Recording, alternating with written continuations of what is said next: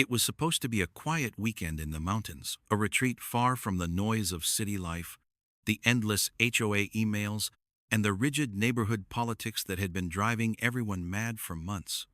The cabin, perched at the edge of Pine Hollow Ridge, had always been a place of solitude for the narrator. Surrounded by thick pine trees, with the mist hanging low over the valley, it was the kind of property people escaped to, not from. But that peace shattered in the earliest hours of Saturday morning, 4:17 a.m. to be exact, when pounding on the front gate jolted the silence like thunder.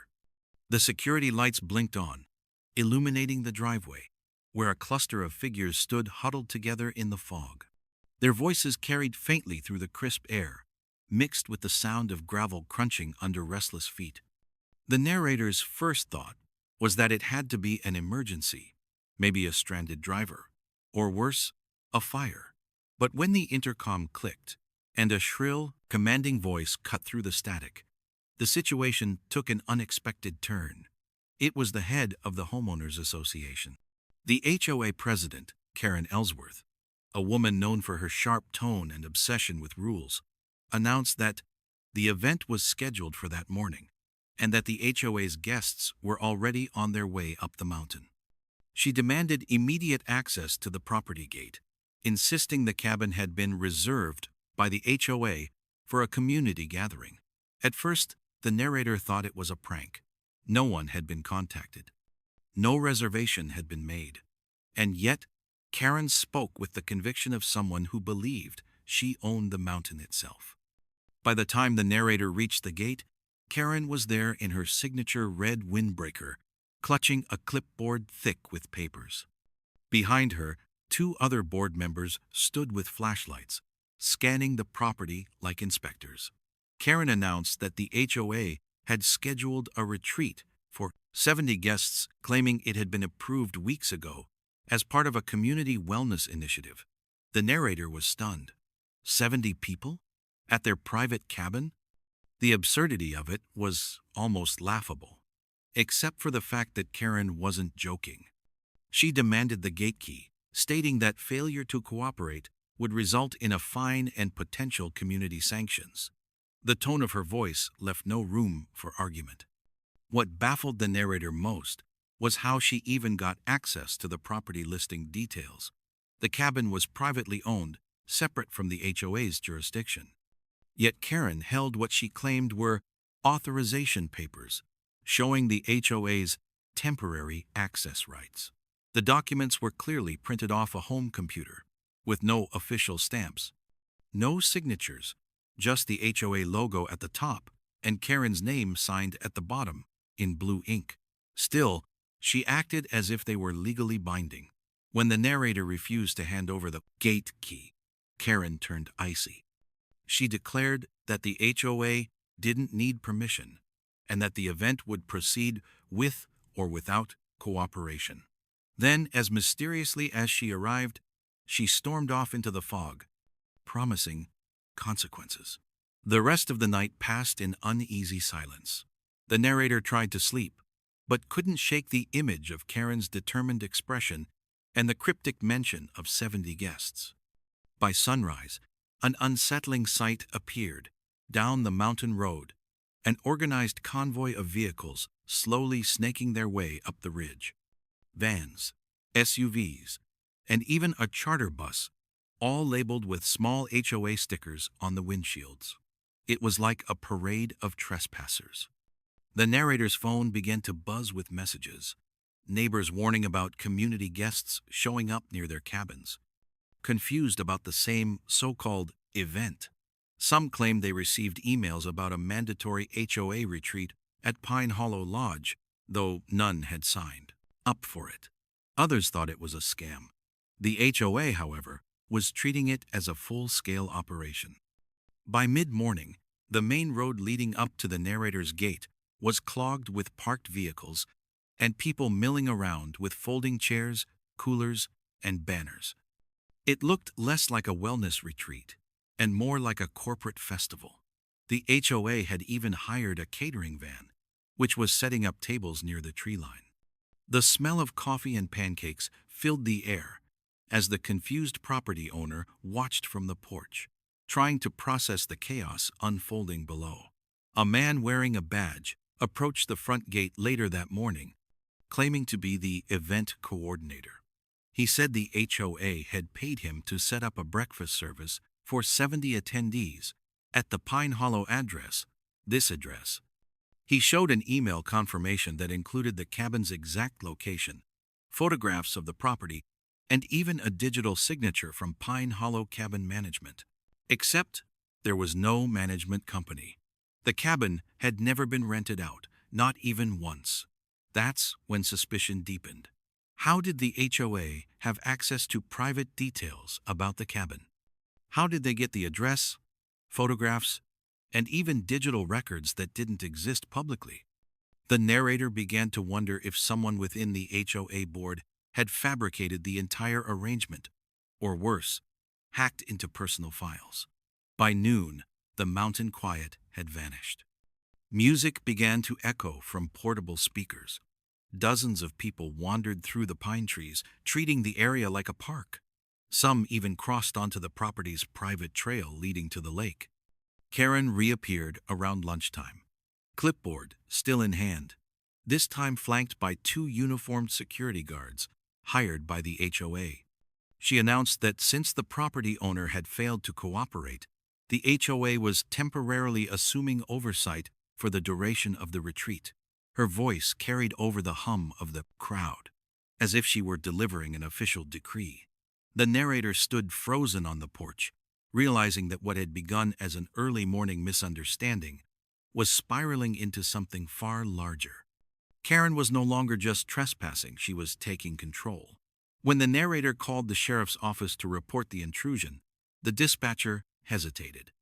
The HOA had apparently already coordinated with local law enforcement, claiming they were hosting a sanctioned event. The confusion in the dispatcher's tone said it all. The HOA had preemptively covered their tracks. By evening, the property was surrounded. Cars lined the mountain road, lights flickering through the trees. Music played, people laughed, and the once tranquil cabin had turned into the center of an unauthorized gathering. The narrator stayed inside, doors locked, lights off, watching from behind the curtains as strangers walked across the deck, peering in through the windows as if it were all part of the experience. The mountain retreat that was supposed to be an escape had become a stage for the HOA's bizarre power play.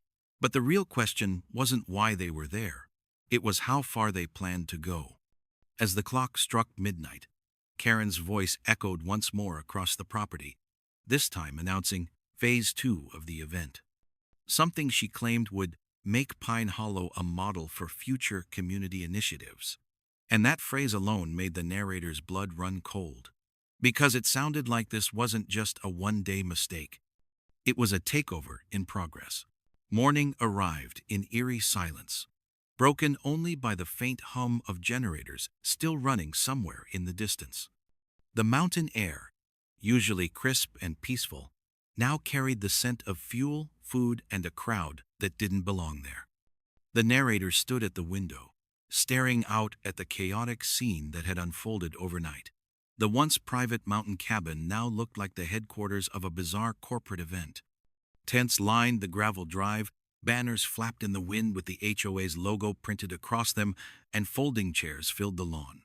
People were everywhere laughing, chatting, eating breakfast, oblivious to the fact that they were trespassing. Down by the gate, a sign had been hung on the wooden post. It read in bold, stenciled letters, "Welcome to the Pine Hollow HOA Leadership Retreat." The narrator couldn't believe it. Overnight, Karen and her board had transformed the property into a fully operational event space. Tables, catering equipment, and even portable restrooms had been delivered and set up without permission. And the most disturbing part? Every single invoice, delivery, and contract listed the cabin's address as the authorized venue approved, apparently, by Pine Hollow Property Management. Except, no such company existed. When the narrator finally ventured down toward the main path, people greeted them as if they were part of the planning committee.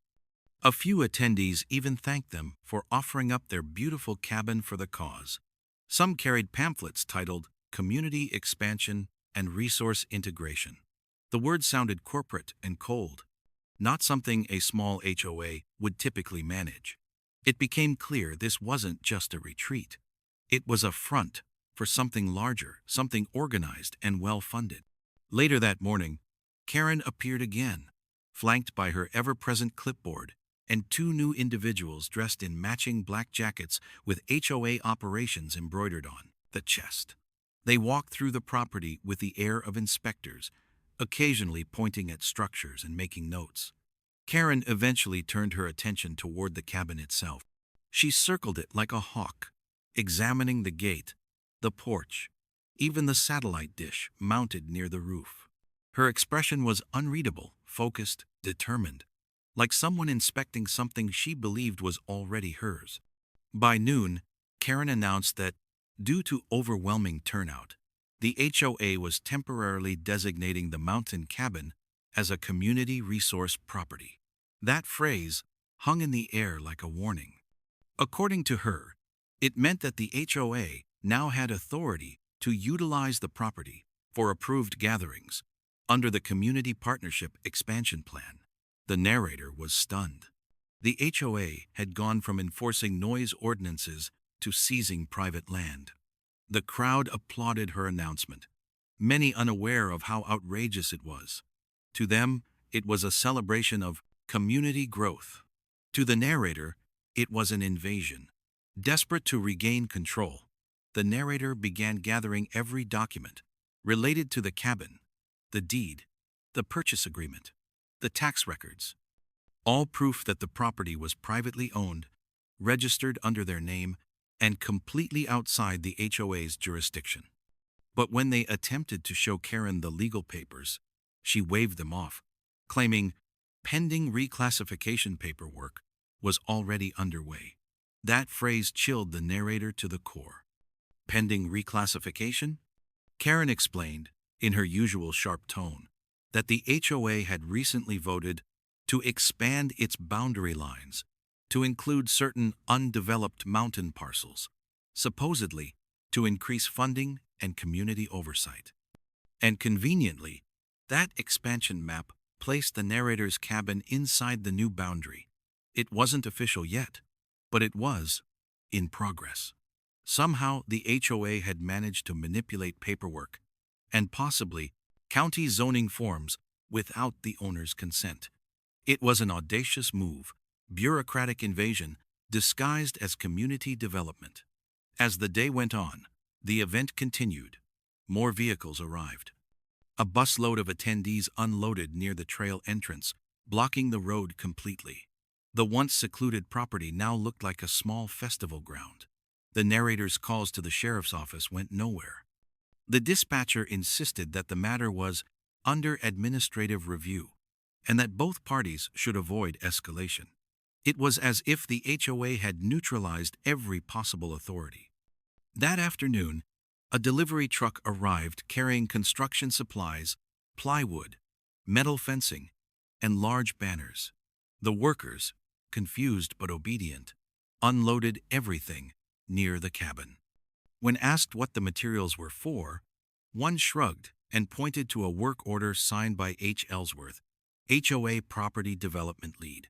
Karen was planning something even bigger.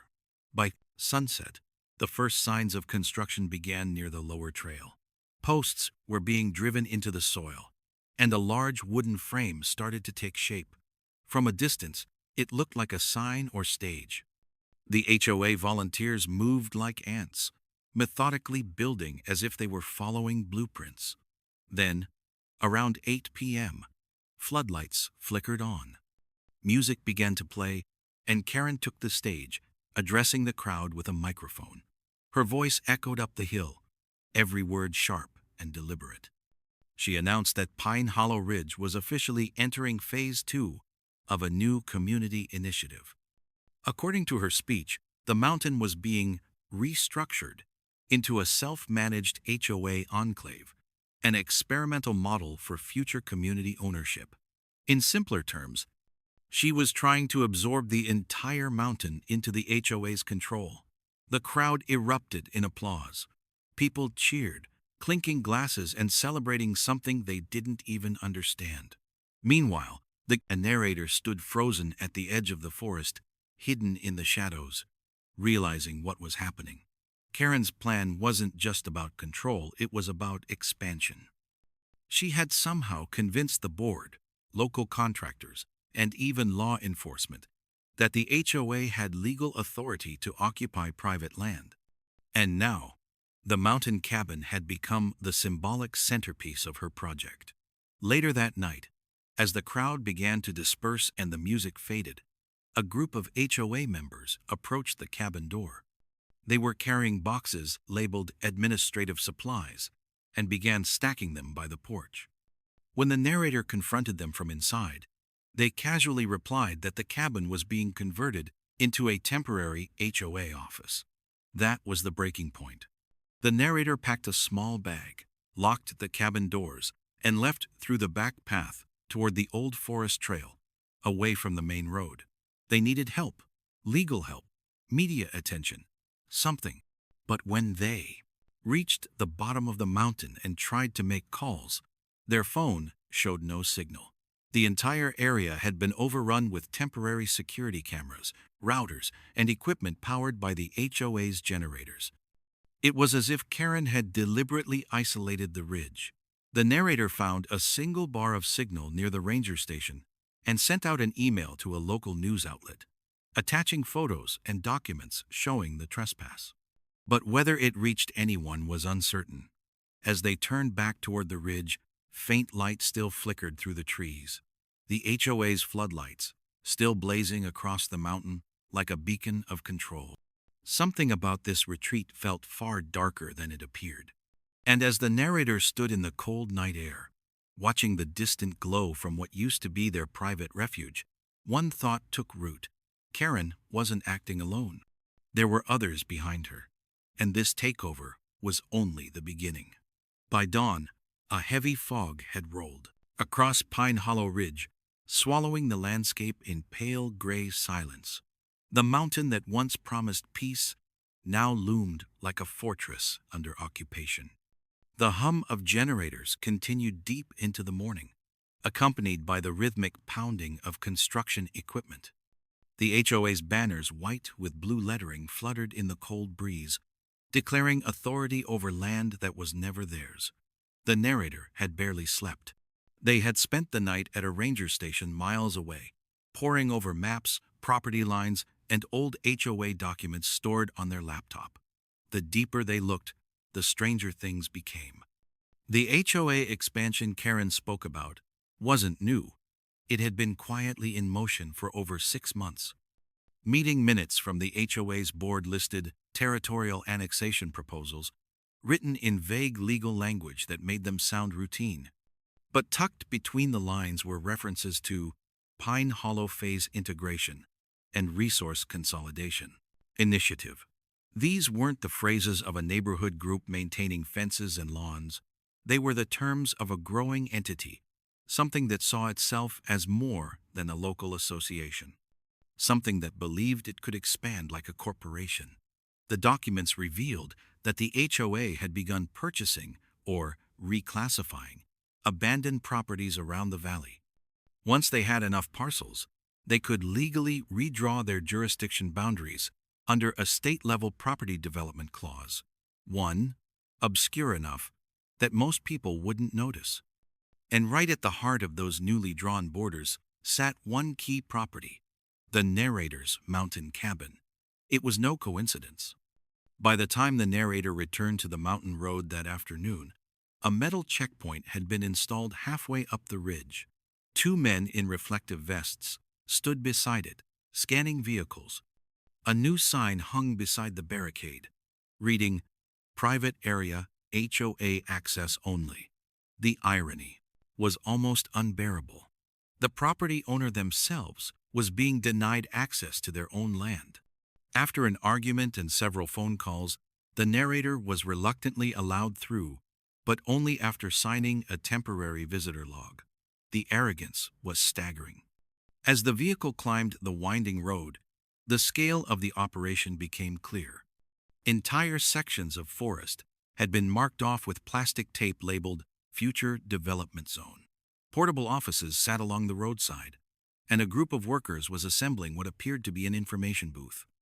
The retreat was no longer an event, it was a construction site. When the narrator reached the cabin, they found that the front porch was now crowded with tables, filing cabinets, and plastic bins full of HOA paperwork. The once welcoming log structure had been transformed into a command post. Karen's red SUV was parked near the entrance. Through the cabin's window, she could be seen standing with two men in suits people the narrator didn't recognize. They were pointing at blueprints spread across the dining table. When the narrator stepped inside, conversation stopped. Karen turned, smiling tightly, her clipboard in hand as always. Her tone was smooth, almost condescending. She announced that Phase 3 was underway, an integration phase that would convert the cabin and its surrounding land into a permanent HOA operations annex. In simpler terms, they were seizing the property. The two suited men introduced themselves as consultants from a development firm called Greenview Partners. They claimed to be advising the HOA on its new mountain integration project. Their tone was polished, but their answers were evasive. The narrator, seething but calm, demanded to know on what legal grounds they were occupying private land. Karen smiled, as if humoring a child. She presented a folder containing a property partnership addendum bearing an electronic signature that matched the narrator's name. It was a forgery.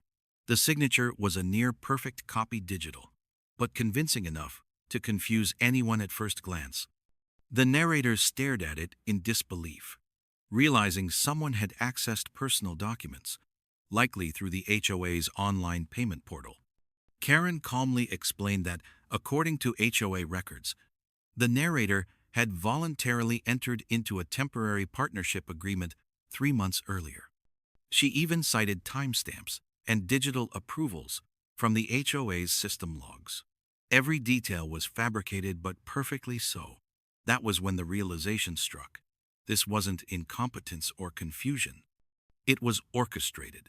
Someone had planned this takeover down to the smallest detail, leaving a trail of fake documentation to make resistance look unreasonable. As the narrator examined the folder, they noticed something odd. In the bottom corner of one of the pages, faintly watermarked, was a name: Greenview Holdings, LLC, the same company name that appeared on Karen's consultant's business cards. The HOA wasn't acting alone.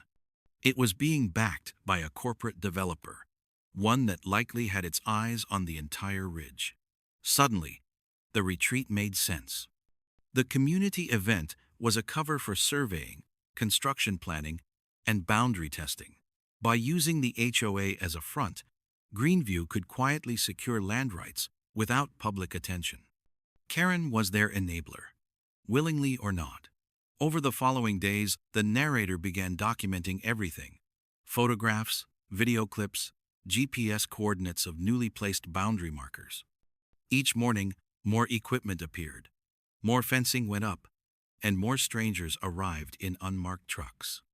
The HOA, meanwhile, sent out glossy pamphlets to residents down in the valley, celebrating their mountain property acquisition. They framed it as a triumph for community access, promising hiking trails and wellness facilities. The messaging was clever, turning a hostile takeover into a public relations victory. But the narrator knew the truth. Late one night, as fog blanketed the ridge again, a sound echoed from behind the cabin: heavy machinery grinding against rock. The narrator crept toward the noise, staying hidden among the trees. What they found made their stomach drop. Under floodlights, workers were digging a large rectangular foundation in the soil about 100 yards from the cabin. Nearby, a stack of steel beams waited to be assembled. A sign posted beside the site read, Phase 3 Construction Zone, Future HOA Operations Hub. It was official. They were building a permanent structure right there, on privately owned land. The narrator snapped photos, capturing every detail, when a beam of light suddenly caught them from behind. One of the hired guards had spotted movement. A voice shouted through the darkness, followed by rapid footsteps. Heart pounding, the narrator ran through the darkness. Trees, slipping down a slope and hiding beneath a cluster of fallen branches. Flashlights swept across the forest floor just feet away, accompanied by the sound of radios crackling. The guards eventually moved on, but the message was clear. Surveillance was everywhere. The HOA wasn't just asserting control, they were protecting it. By the next morning, the narrator knew staying quiet wasn't an option anymore. They drove into town, meeting with a small independent journalist known for exposing local corruption. The evidence, the photos, forged contracts, maps, and HOA correspondence was enough to make the reporter's expression darken. Something about this went beyond one rogue HOA. The reporter revealed that Greenview Holdings had been linked to similar community annexations in 3 other counties. In each case, a local HOA suddenly expanded, seized undeveloped land, and converted it into communal property that later ended up under corporate lease agreements. The pattern was unmistakable. Karen wasn't just abusing her HOA authority. She was part of a network, feeding private land into corporate hands under the guise of community development. When the narrator returned to the mountain that night, the situation had escalated further. Security patrols now guarded the ridge, and new floodlights lit the path to the cabin. A fresh banner hung across the entrance. "Welcome to the future of community living." The cabin, once peaceful, private, and untouched, was now the center of an unfolding corporate scheme. But the narrator wasn't done fighting. They had evidence, witnesses, and the beginning of a paper trail that could expose everything. Yet, as they watched the cabin from the shadows, one terrifying thought crept in. If Karen and her backers had gone this far to seize a single property, what would they do to protect their secret once it started unraveling? The wind howled across the ridge that night, carrying faint echoes of construction sounds and laughter from the unauthorized camp below. The narrator turned away, clutching the evidence tightly, knowing the next move would determine everything. It was no longer about one cabin. It was about uncovering the truth before the mountain disappeared under someone else's name forever. By the time the sun rose over Pine Hollow Ridge again, the mountain no longer felt like home. The trees that once swayed gently in the wind now stood like silent witnesses to something unnatural. The sound of birds had vanished, replaced by the distant clang of metal, drilling, and generators. From the ridge overlook, the narrator could see how drastically the landscape had changed in only a matter of days.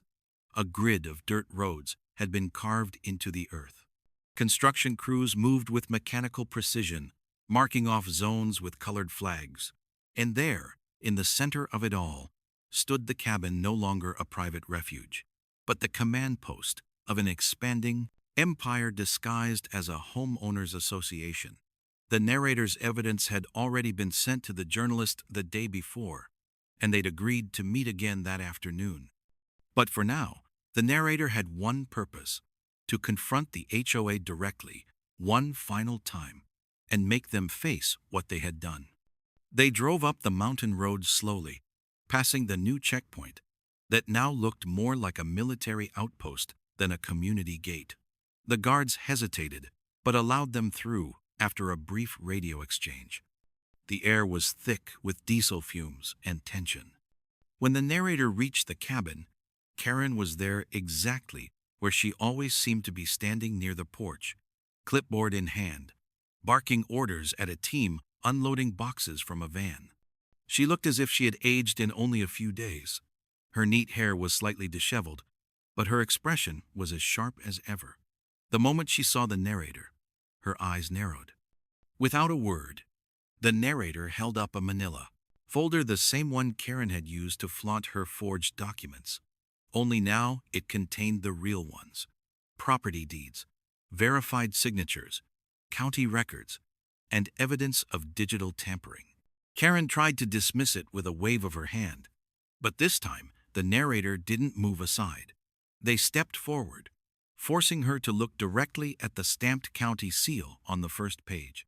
For the first time since this ordeal began, Karen hesitated. Her voice faltered slightly as she muttered something about pending partnerships. The words felt empty now, her authority crumbling in real time. Behind her, one of the consultants from Greenview Holdings stepped forward, his expression tightening. He reached out to grab the documents, but the narrator pulled them away and announced that everything had already been sent to the press and to the county assessor's office. The consultant's smile vanished. What followed was chaos. Karen's carefully constructed order began to collapse like a house of cards. Workers nearby exchanged nervous glances. Some began quietly packing up tools. Others stepped back, uncertain whether they were still supposed to be there. Within minutes, the illusion of control began to unravel. But even as panic flickered through the crowd, Karen tried to regain command. She raised her voice, shouting about false claims and defamation. Her speech grew louder, more desperate, her usual confidence slipping into hysteria. That's when the sound of sirens echoed through the valley. 3 county sheriff vehicles appeared around the bend, crawling up the gravel road toward the cabin. The noise sent shockwaves through the gathering. Workers froze. HOA volunteers backed away. The consultants muttered into their phones. When the deputies stepped out, the mountain fell into an uneasy silence. Karen marched forward, waving her clipboard as if it were a badge of authority. But the lead deputy ignored her and went straight to the narrator. After reviewing the documents and photographs, the deputies began taping off parts of the property as an active investigation zone. For the first time since this nightmare began, the mountain felt like it was breathing again. The deputies spoke briefly with Karen and her consultants, their expressions growing darker by the minute. It became obvious they had found something deeply wrong in the HOA's paperwork. Eventually, 2 officers escorted the Greenview representatives down the hill for questioning. Karen, however, refused to leave. She stood on the porch, trembling with rage, yelling about community rights and corporate partnerships. But the deputies didn't listen. Her voice broke as they informed her that the HOA's jurisdiction had never legally extended beyond the original Valley neighborhood. Everything, every fence post, banner, and construction project was an act of trespass. Hours later, when the last van disappeared down the mountain, the ridge fell silent once again. Only scattered debris and tire marks remained. The cabin stood alone, scarred by footprints, cables, and stray paperwork fluttering across the porch. The narrator walked through the property slowly, taking in the aftermath. Inside, the once cozy interior was a mess of tables, empty coffee cups, and abandoned binders labeled Phase 4 Community Expansion Plan. In one folder, the narrator found a printed map of Pine Hollow Ridge, marked with red outlines, each one labeled with proposed development sectors. It wasn't just this property. The HOA and Greenview Holdings had intended to absorb half the mountain. The next day, news broke across local and regional outlets. The journalist's exposé hit the headlines under the title, HOA and Private Developer Accused of Land Seizure Plot in Pine Hollow Ridge. The story spread rapidly, shared across social media, sparking outrage nationwide.